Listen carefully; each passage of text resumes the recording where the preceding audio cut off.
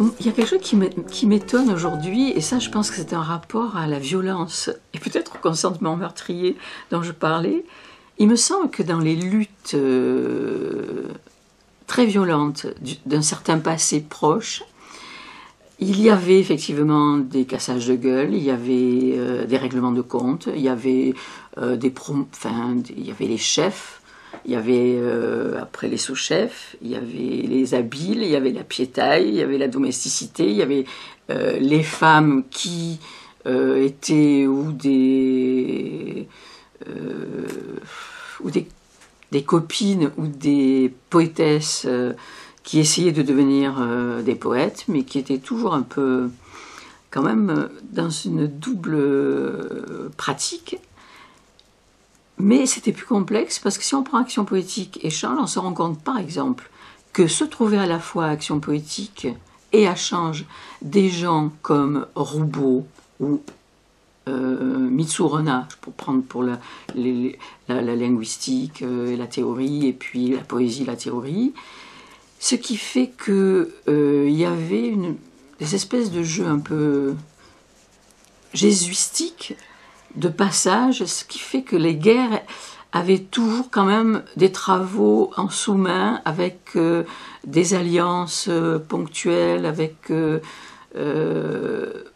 c'était plus complexe, parce que les gens quand même qui se battaient étaient capables, peut-être c'était plus politique finalement, c'est pas au sens d'une impureté, mais il me semble que ça avait moins, c'était moins de l'ordre du privé, alors qu'il me semble qu'aujourd'hui, peut-être que l'auteur, le poète en tout cas, roule beaucoup par rapport à son autopromotion, sans beaucoup de scrupules politiques aussi, par rapport à des engagements, à des alliances. Bon, on va lire à la Fondation Vuitton, et puis qui a fondé la Fondation Vuitton? Qui étaient les frères Vuitton, dont l'un des deux avait été décoré par Hitler lui-même à Berlin pour service rendu à l'Allemagne nazie. Bon, au niveau de la mémoire, finalement, on dit qu'on est d'extrême gauche, mais on s'en tape, on va pas trop. Bon, qu'est-ce que ça veut dire l'alliance du grand capital avec l'art? Qu'est-ce que ça veut dire qu'une fondation comme la Fondation Cartier demande ce que vont lire les gens avant qu'ils lisent, de façon, si ça ne correspond pas, comme ça a été le cas pour Frank Smith, à propos de la Palestine et d'Israël, eh bien on dise « Ah ben non, il ne lira pas », et les autres poètes, ben, bougent pas, sont prêts à faire leur lecture, même si existe à l'intérieur de ça une forme de censure. Ça, il me semble que c'était difficilement concevable dans les années 70-80. Bon, peut-être que c'est moi qui radote, qui suis trop vieille, j'en sais rien. Mais il me semble qu'il y a des accommodements. Aujourd'hui, le champ politique n'est pas le même, c'est évident. Et bon, les enjeux des revues, en plus, c'est... Peut-être que ce qui se passe dans les revues, ça se passe sur la toile maintenant, de manière peut-être plus aléatoire, plus fragmentée. Moi, je vois, finalement, c'est par Facebook que j'ai découvert des revues en ligne qui m'intéressent plus et qui me font découvrir des choses que je découvre 6 mois après sur du papier en librairie. Donc, effectivement, il y a une vitesse d'intervention qui permet aussi, bon... ça, c'est aussi le problème du présent-futur, qui fait que des gens de ma génération ont beaucoup de mal, et dans la réaction, et dans la vision. C'est vrai que, bon, je me sens parfois trop lente. Mais je sens quand même j'allais dire une putain de pulsion de mort entre les gens par rapport à un haut de l'affiche, quand même, et même par rapport au traitement selon chez qui tu es. Tu me dis, si Action poétique, ils étaient soutenus par ça, Change était soutenu, mais maintenant, si tu es chez POL, tu es ou considéré, c'est-à-dire les gens changent de comportement à ton égard, alors qu'ils te prenaient pour... ils pensaient que tu avais publié dans une petite maison d'édition inconnue, et puis, ou alors, carrément, c'est déjà tu es chez Gallimard déjà, ou alors, et donc c'est même plus la peine de discuter parce que t'es déjà blanchi, quoi, au sens du terme, et de l'âge, et de l'inopérant. Donc on retrouve tout ça, mais de façon, à mon avis, j'allais dire plus privée et moins repérable. En tout cas, moi je trouve que c'est très violent. Ou alors peut-être c'est moi qui le perçois de manière plus violente parce que je suis physiquement plus fragile. Mais c'est pas les mêmes enjeux, je pense. Et d'ailleurs, faut voir les enjeux de l'Europe actuellement. Je pense que le politique et le littéraire, la politique, l'art et la littérature, c'est la même soupe qu'on nous sert, ou que nous servons, ou que nous nous servons à nous-mêmes aussi. Donc ça nous renvoie à quelque chose de qu'est-ce qu'on fabrique dans ce bouillon-là, et qu'est-ce qu'on y fiche, et comment on y résiste, comment on y survit, en tentant de ne pas, comme dit Nathalie Quentin, de ne pas se coucher, d'être debout, d'échapper au poème de Rimbaud qui s'appelait Les Assis, par exemple. Ça, je pense que c'est capital aujourd'hui. Toi, tu fais partie d'Action Poétique. Oui, mais en même temps, je faisais partie de Banana Split. C'est-à-dire... et après, tout en étant Action Poétique, je faisais partie d'une revue qui s'appelait IF, qui en plus était une revue qui n'était pas à Paris. Parce qu'il y a quand même quelque chose, moi, qui me frappe, c'est que quand je suis venue signer mon premier livre, Je marche ou je m'endors, chez Paul, il y a plus de 30 ans, je me rappelle, j'avais l'impression d'être une paysanne qui arrivait d'Aix-en-Provence. Et Paris, il y avait un centralisme. Bon.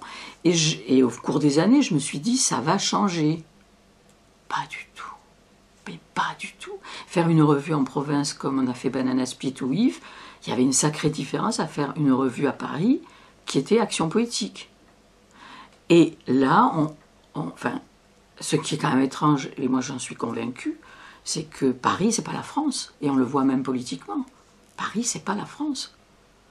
Donc, comment ça se fait que ce centralisme persévère, quoi qu'en raconte Actes Sud et compagnie, et que, au niveau des pouvoirs et des contre-pouvoirs, ce soit si difficile de naviguer par rapport à des fabrications de sommaires. Donc, moi je sais que quand j'arrivais pas à publier Un jeune poète chez Action Poétique, il suffisait que je dise ok, je m'en fous, je le prends dans IF. Ok, je m'en fous, je le prends dans Banana Split. Et c'est comme ça que les circulations se faisaient. Et qu'il y avait, alors on a reproché, ça c'est, comment ça s'appelle, c'est Glaise qui parlait de porosité à propos d'Action Poétique. Et c'est ça qui est assez drôle, c'est parce qu'il y a quand même j'allais dire, un acte de dévoration sur les auteurs. C'est-à-dire alors qu'il devrait y avoir une libre circulation de la parole et des textes, mais on veut vraiment, si on a un poète dans telle revue, si jamais il va là, alors là, non, ça craint, il faut pas. Et en fait, c'est complètement faux, parce que ce que veulent les poètes, c'est publier un max et finir en Pléiade. Les plus cons, principalement. Et quand on voit d'ailleurs ce que devient la Pléiade au niveau de la poésie, je ne donne pas de nom, mais moi je suis épouvantée, je trouve, bah oui, pourquoi je le dirais pas, je trouve invraisemblable que Jean Tortel n'ait pas un texte, un livre dans la collection Poche Gallimard, au profit d'un Jacotet qui est en Pléiade. Ça me semble une aberration, mais passons. Non, mais c'est vrai, ils veulent tous finir en Pléiade et être dans le plus de revues possible. Parce que d'abord, c'est une petite idée de l'avant-garde, mais après, très vite, avec le temps, et ça va très vite, beaucoup plus vite qu'avant même, il suffit d'arroser.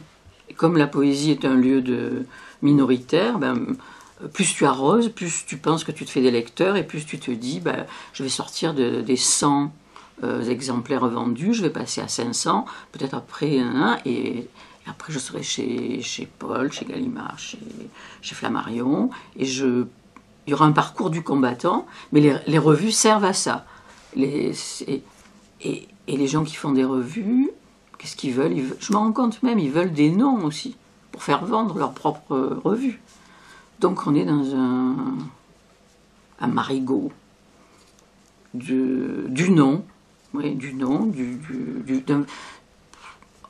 il y a quand même un syndrome people aussi qui s'installe. Enfin, le roman, il est clair là-dessus.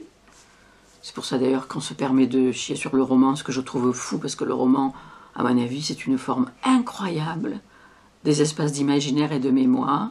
Enfin, pour moi, des gens comme Dostoïevski, Faulkner sont l'équivalent des Mandelstam et des grands poètes enfin, d'un Hockart, je pense que parlons d'un poète ou d'un Vuitton, puisqu'on est chez Paul. Mais c'est vrai qu'il y a un marché qui fait que... Et ça doit être très difficile pour les lecteurs, je pense aussi, ce marigot. Enfin, moi, personnellement, j'ai jamais... C'est rigolo parce que je l'ai dit, j'ai couché avec beaucoup de communistes et j'ai eu des compagnons communistes ou qui étaient passés par le parti, mais je n'ai jamais mis un ongle au parti parce que mon éducation, après être passée au couvent, est passée par des anarchistes espagnols qui m'ont fait lire les bases des auteurs anarchistes. Et en fait, je crois que les libertaires... hier, d'ailleurs, j'ai vu un portrait de Karl Einstein qui m'a beaucoup ému, sont ceux vers lesquels va mon goût. Voilà. Même si c'est un goût et une posture intenable. Donc, il faut voir qui était au Parti communiste et qui ne l'a jamais dit. Roubaud a été un temps au Parti communiste. Il ne le dit jamais. Il a été adoubé par Aragon et ça triolait dans sa jeunesse, mais tu vois jamais ça dans les biblios, ni dans les bios, ni dans les vocations. Bon. Tous ceux qui étaient là au début, Roudinesco était au Parti communiste, Mitsou, je ne sais pas, je ne crois pas. Il y en a très peu. On était très minoritaires à ne pas être au parti. À la fin, il n'y en a plus qu'un, je crois, qui est resté. Le dernier des Mohicans, c'est de lui, qui y est toujours, avec qui maintenant, 85 ans, va dans une cellule du parti à Marseille, où paraît-il, il me dit qu'il y a des blacks. Je me dis, tiens, c'est étrange, la relève du côté des jeunesses blacks à Marseille, ça m'intrigue, mais bon, c'est peut-être vrai ou sans doute vrai. Oui, mais on a raconté aussi que Action Poétique tirait du blé du parti, c'est absolument faux. Action Poétique a commencé à vivre avec Guglielmi, Gérald Neveu, tous ces gens-là, et qui étaient au parti, mais qui donnaient une partie de leur fric pour faire la revue. Et cette revue, elle s'est institutionnalisée, elle est devenue une structure, parce qu'il y avait effectivement très vite un chef, c'était de lui, qui était conservateur de bibliothèque et qui a eu l'intelligence stratégique de mener ça par rapport à sa connaissance du milieu du livre, c'est-à-dire des abonnements systématiques, des sommaires qui sont devenus... Il y a beaucoup de gens qui sont partis en claquant la porte, hein. D'ailleurs c'est rigolo parce qu'il y a eu par exemple Guglielmi est parti 2 ou 3 fois et est revenu 2 ou 3 fois en disant I am Greta Garbo and I go. Il part, il revient parce que tout d'un coup il se dit merde, je ne peux pas rester à l'extérieur parce qu'il faut faire un travail avec les Américains, parce que bon, c'était quand même, je pense, une revue qui est au niveau, et c'est là où c'était sa force. Et moi, c'est pour ça que j'y suis partie. Moi aussi, je suis arrivée, je suis partie. Puis après, je suis revenue pour des raisons privées. Parce que j'ai vécu un peu une histoire à la Julie Jim entre Vuitton et de lui. Je faisais Banana Split avec Vuitton. Et après, je suis retournée avec... Et on faisait Action Poétique tous ensemble après. Mais en fait... La force d'Action Poétique, c'était quand même la littérature étrangère. C'est-à-dire qu'il n'y a aucune revue de poésie en France qui s'est intéressée à des numéros spéciaux. Bon, par exemple, je ne parle pas du Prolet de culte, mais par exemple un numéro et Mandelstam et Klebnikov, tout ça il y a 30 ans. Après, il y a eu des numéros spéciaux sur les objectivistes américains. Après, il y a eu les Italiens. Après, il y a eu... il y a eu un travail sur ce qu'on a appelé l'épreuve de l'étranger, qui a été incroyable. Et ça, au plan politique, des numéros sur Cuba, évidemment, que j'en parle puisque le vieux est mort. Le vieux, je peux dire aussi tyran, bien que révolutionnaire.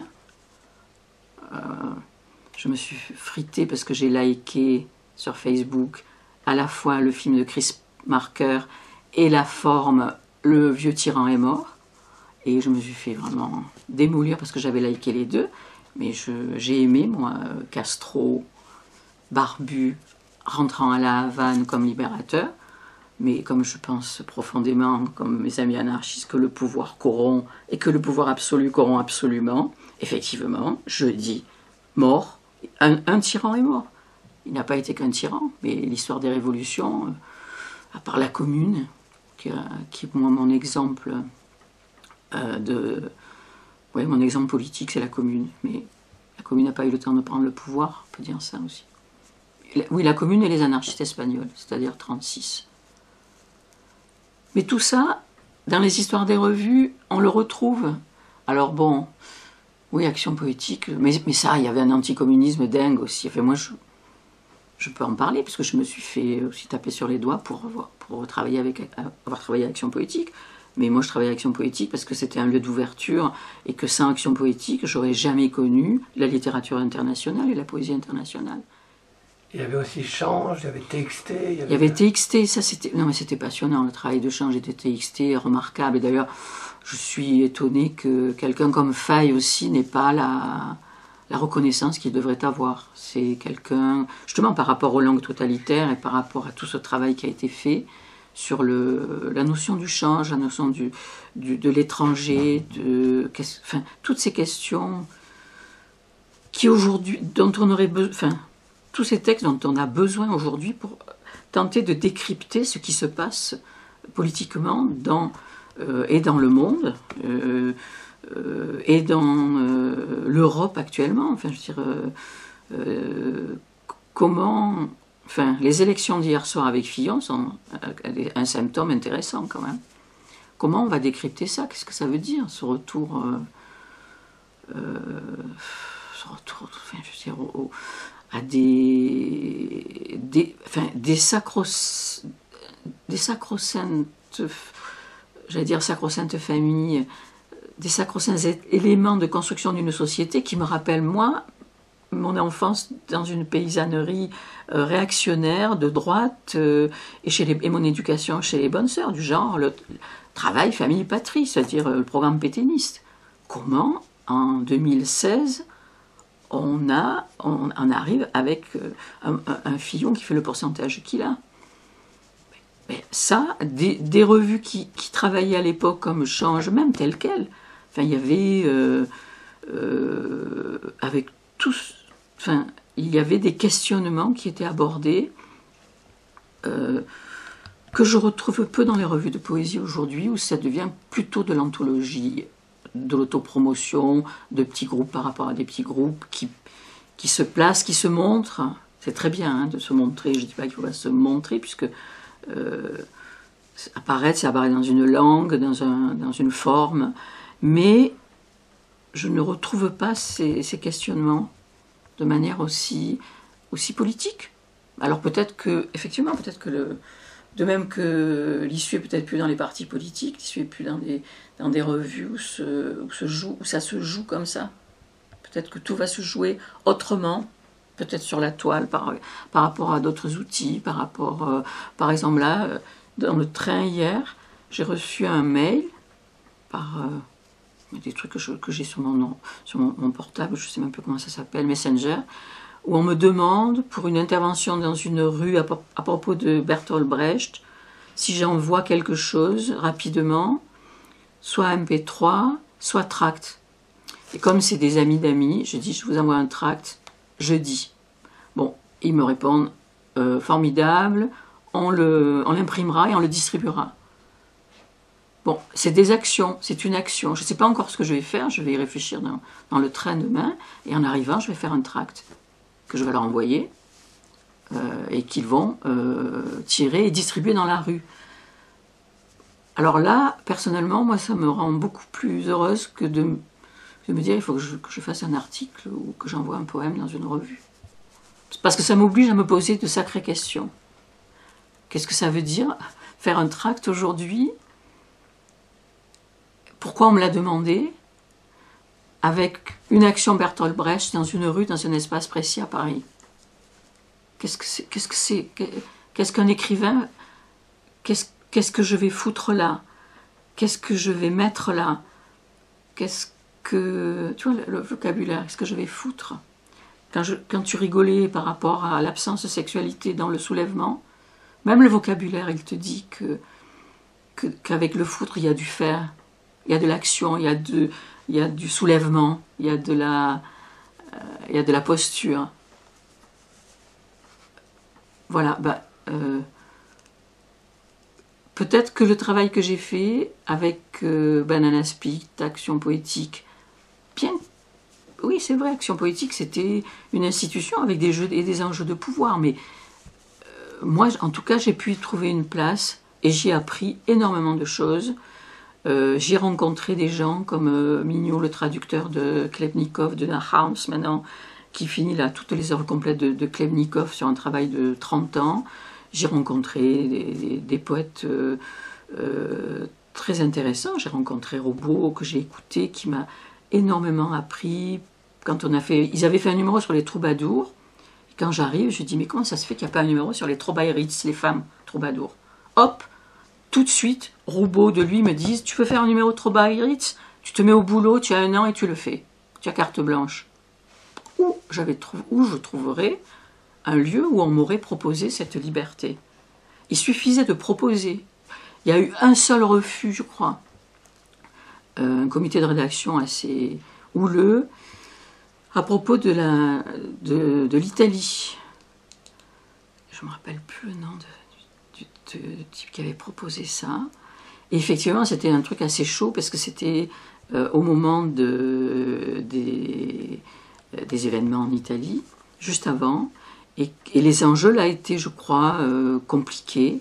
Et je crois que la seule censure, elle a été là. Alors peut-être qu'il y avait des autres censures que j'ai ignorées parce que j'étais pas dans les... et puis c'est une histoire longue, Action Poétique. Moi, j'y suis restée dans un laps de temps. En tout cas, ce que j'ai vu, c'est que... si tu avais vraiment envie de travailler, que tu étais capable de faire un sommaire qui soit passionnant, parce que... Moi, je crois quand même que les gens qui sont passionnés, à moins d'être débiles ou prétentieux, on est tous capables de fabriquer des sommaires. Moi, je sais que je l'ai fait avec des gamins dans les quartiers nord, parce qu'on faisait une revue, et des fabrications de sommaires par rapport à des éléments qu'ils avaient, qui étaient les leurs. Tout le monde est capable de fabriquer un sommaire, s'il est dans un rapport de passion. Et à la limite, d'y placer des choses incongrues, étonnantes, et qui apportent quelque chose à celui qui va le regarder.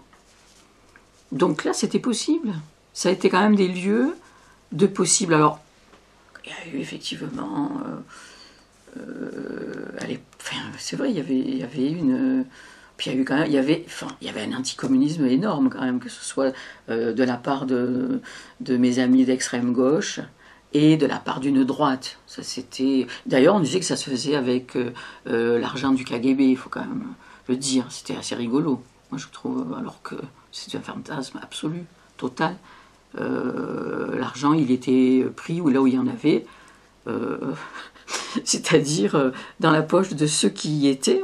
Il y en a qui ont donné de l'argent, et puis il était aussi pris avec les subventions, avec les ventes de la revue. Il y avait des stands, effectivement, ils vendaient, et puis les abonnements en bibliothèque. Toutes les bibliothèques étaient abonnées, et à l'étranger aussi. Parce qu'il y avait un vrai travail de revuiste. Parce que faire des revues, c'est non seulement le faire avec des gens qui sont capables de faire des sommaires, mais c'est aussi avoir l'appareillage militant, tous les soubassements de ce qui s'appelle ce que moi à une époque j'appelais la collaboration par rapport, évidemment, les mairies communistes, évidemment que dans toutes les la moindre petite bibliothèque d'un village communiste avait Action Poétique. Il n'y avait pas d'autres revues, il n'y avait que celle-là. Mais moi je pense que c'est quand même dans cette revue que tu pouvais lire de la littérature étrangère que tu ne lisais nulle part ailleurs.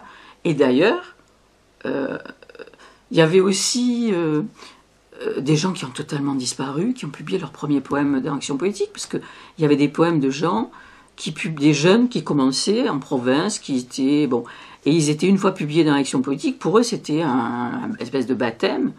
Alors, bon, avec le temps, moi, je relus parfois, je regarde sur Internet, puisque maintenant il y a tous les numéros, et il m'est arrivé d'aller voir des traductions de textes du hongrois, parce que, bon, tu trouves ça nulle part ailleurs, et du coup, je regarde quand même ce qu'il y a, et je me dis, mais qui c'est cet inconnu qui faisait de telles merdes, parce que c'est des poèmes qui sont aujourd'hui illisibles, mais ça faisait partie de... C'est comme la poésie, finalement la poésie elle est faite, il y a très peu de grands poètes dans un siècle. Mais heureusement qu'il y a tous les deuxièmes, les troisièmes, les quatrièmes, les cinquièmes couteaux, jusqu'aux excellents poètes mineurs. Sans eux, il n'y a pas d'émergence d'un grand poète. Et c'est ça la démocratie aussi. Enfin moi je dis, peut-être sous la... Action Poétique, c'était une taupe, en fait. Il y avait des taupes à l'intérieur qui ont su utiliser certains pouvoirs, certaines affiches. Moi, je sais que personnellement, parfois, l'idée que j'étais dans cette revue, quand je pensais à mes vieux amis anarchistes, je me disais, mon Dieu, heureusement qu'ils sont morts, parce que je crois qu'ils me fileraient des baffes. Mais très vite, je me suis rendu compte que non. Après tout, je veux dire, en plus, tous ces gens-là, ils venaient des Cahiers du Sud, qui était quand même une revue super bourgeoise, super bourgeoise, qui a été quand même une des rares revues à publier Walter Benjamin de son vivant, alors que Paulan et Gallimard avaient refusé dans les revues. Hein. Mais ils étaient tous passés par les Cahiers du Sud. Et je pense que de lui a appris ce que c'était qu'une revue, pas seulement à Prague, où après il avait vécu à Prague, et avec effectivement qu'est-ce que c'est qu'être un militant, et utiliser un outil de manière militante, politique, Action Poétique. Hein, c'est un titre génial quand même aussi. Il y a un côté activisme dans l'Action Poétique. Mais aussi... qui avait eu l'expérience des Cahiers du Sud, c'est-à-dire d'une revue très bourgeoise à Marseille, financée par le colonialisme, parce que finalement, c'était toutes les compagnies coloniales des bateaux qui trafiquaient entre Marseille et nos colonies, qui finançaient la revue avec, comme grand poète, Paul Valéry, hein, l'Académie. Sauf que quand tu vois les sommaires des Cahiers du Sud, tu es aussi très impressionné. Et ça se passe aussi en province. Ça aussi, moi je pense que Action Poétique n'était pas une revue parisienne. C'est une revue d'exilés, d'immigrés à Paris. Et c'est pour ça qu'elle a ce côté très... Enfin, à mon avis, il y a des choses qui ont été faites, il y a une anthologie, mais l'histoire d'Action Poétique, elle pourrait être revisitée maintenant de manière différente. De manière plus politique, justement. Parce que quand même, je reviens sur ce que je dis, le centralisme, c'est hallucinant au niveau des arts et de la littérature. Moi, je pensais qu'en vieillissant, je verrais des déplacements, mais c'est tout le contraire. Hein. La décentralisation, ça a été... Enfin, je ne vais pas m'engager là-dedans, mais c'était une catastrophe. Moi, je pense que c'est quelque chose qui n'a pas du tout... Comme disait l'autre, les fruits n'ont pas passé l'espérance des fleurs. Point du compte.